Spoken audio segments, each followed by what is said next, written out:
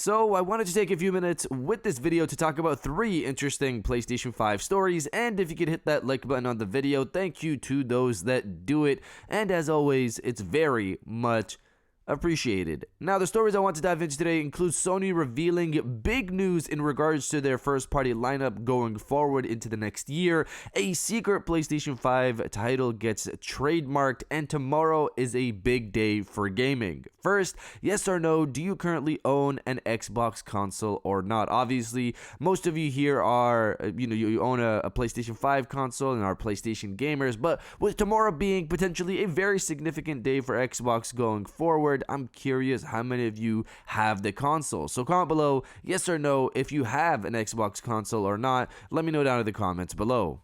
Now, diving into the first story of the video, tomorrow is the day. So tomorrow is the day we find out the future vision of Xbox. This thing will go live Thursday, tomorrow at 3 p.m. Eastern, where Microsoft Gaming CEO Phil Spencer, Xbox President Sarah Bond, and head of Xbox Game Studios Matt Booty promised to share updates on the Xbox business in the form of a podcast. Now, this conversation as to what will happen is up in the air, with multiple people saying multiple things, which games are going multi-platform, which games aren't, and there's been more talk since the last time we spoke on this topic. Again, Hi-Fi Rush and Sea of Thieves seem to be the ones people are more confident in saying those will be coming most likely to PlayStation 5, but either way, tomorrow is a pretty big day because this is potentially going to be one of the biggest changes in gaming history in a long time if Xbox does start going third party, which again, as I've said before, I'm not a fan of. I really want them to stick going head to head with PlayStation.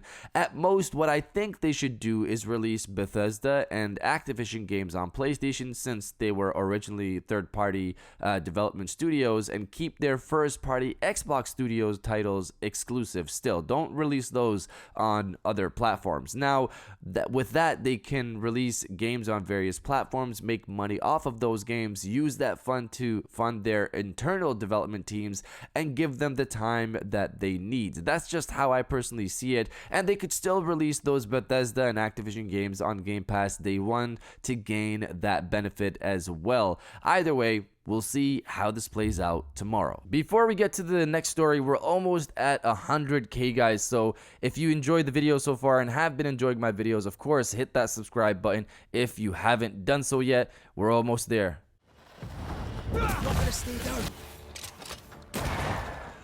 Now, diving into the second story of the video, Sony's secret PlayStation 5 title leak. So, this is interesting. Reading from Gematsu, Sony Interactive Entertainment filed a trademark for Intergalactic, the Heretic Prophet on February 12th in the United States. The PlayStation manufacturer has yet to announce a game project with that title, and it is rare nowadays for the company to trademark the title of a project before its announcement. Web searches for the title and subtitle do not yield any results. So, Intergalactic, the Heretic Prophet. This is clearly a sci-fi project considering it says Intergalactic. But the interesting part here is what this could be in terms of who could be working on this. Naughty Dog for a while now has been rumored to be working on a sci-fi title.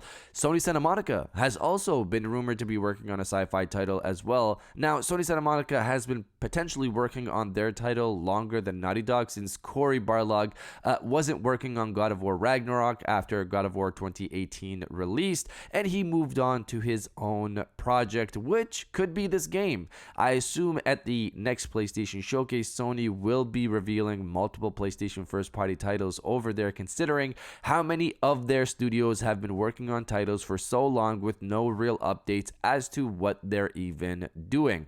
I wonder if this game will pop up there. Of course, this could be something else not related to Naughty Dog or Sony Santa Monica, but considering it's filed by Sony Interactive Entertainment, we know this will at least be a game, and since they're filing it themselves, obviously this will be most likely a first-party studios title. May is just a few months off, and maybe Sony could have their showcase then, like they did last year in May of 2023. But you guys, let me know if you want a sci-fi title from Naughty Dog or Sony Santa Monica or not. Let me know down in the comments below.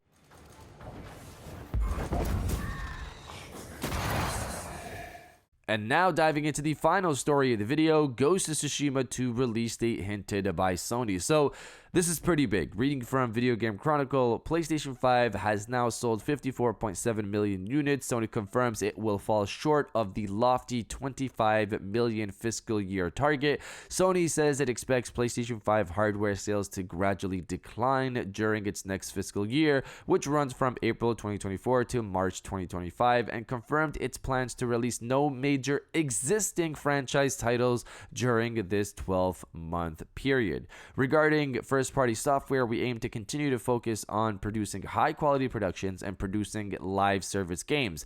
But while major projects are currently under development, we do not plan to release any new major existing franchise titles next fiscal year like God of War Ragnarok and Marvel's Spider-Man 2, said Sony President, COO, and CFO Hiroki Totoki. So, along with this, Sony also confirmed that Spider-Man 2 has surpassed 10 million copies sold and 50 million copies sold for the overall franchise, which of course are very impressive numbers. Taken that's over 10 million copies in a market of 50 million consoles. Sony now confirms that the PlayStation 5 is at 54.7 million consoles sold, but that's still about 1 in 5 people have Spider-Man 2 that own a PlayStation 5. That's insane. But putting that to the side, take in that they said no existing major franchise releases in this upcoming fiscal year until March 2025. Now, this doesn't mean no first-party releases this year, because there are multiple first-party studios making new IPs,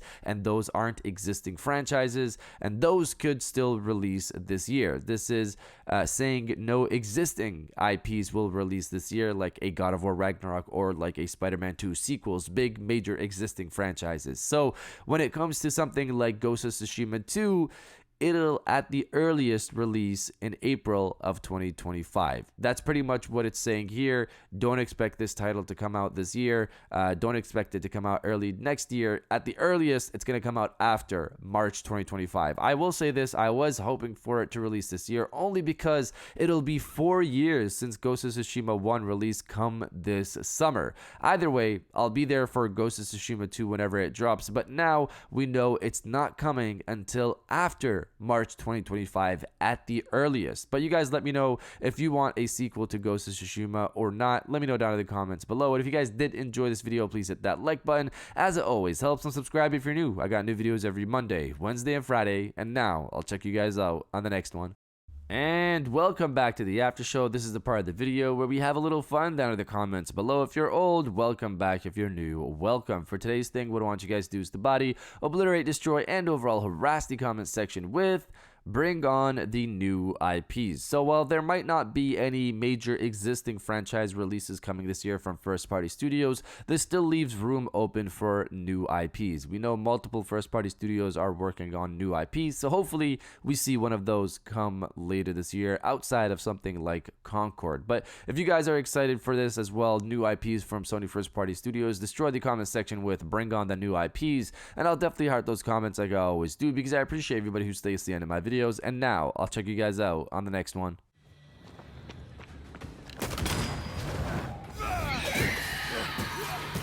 Watch out.